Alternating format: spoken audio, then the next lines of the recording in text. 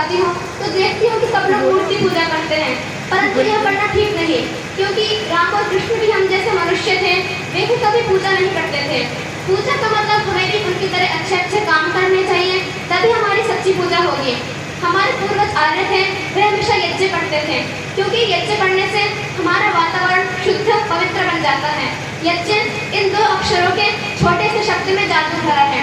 यज्ञ के 3 अर्थ हैं, विद्वानों का आदर, गान और मेल मिलाप। यज्ञ से तीनों काम हो रहे हैं। वैसे यज्ञ का एक ही भाव है, परोपकार। इन तीनों कामों से दूसरों की भलाई होती है, इसलिए इन्हें गिनाया गया है।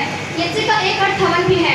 हवन से भी लोगों की भलाई होती है, वायु शुद्ध होती है, चारों ओर सुगंधि फैलती है, रोग दूर होते हैं, वर्षा होती है, अन्न पैदा होता है, जिसे खाकर हम जीते हैं।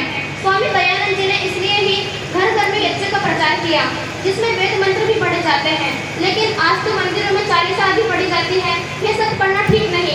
मूर्ति पूजा हमारे समाज में एक बहुत बड़ी कुरीति है, जिसे हमें छोड़ देना चाहिए। और भी बहुत सारी बातें हैं जो हमारे पूर्वजों के आचरण विरुद्ध एवं वेद विरुद्ध हैं। आज मनुष्य मांसाहारी बन गया है, परंतु वास्तव में हम शाकाहारी हैं। हमें सब्जियां, दालें आदि अन्न ही खाना चाहिए। मांस खाने से हम पापी बनते हैं। 4 साल पहले बर्ड फ्लू नामक रोग भी मांसाहार से ही फैला था। जिस प्रकार हमें मांस नहीं खाना चाहिए, वैसे ही अन्य कुरीतियां जैसे बीड़ी, सिगरेट आदि का भी सेवन नहीं करना चाहिए, क्योंकि इनको खाने से हमें कैंसर होता है, जो बहुत खतरनाक है।